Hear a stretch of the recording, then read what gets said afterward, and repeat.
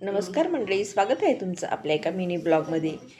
तर ना आम्ही यात्रेसाठी गावाला आलो होतो. तर सकाळ सकाळ पायी इथं गरम पाणी करण्यासाठी चुलीवरती ठेवलं होतं आणि त्यानंतर नाही ना इथं सगळ्यांची अशी आवरावरी चालली होती. कोण पोहे खाते, कोण काय करते.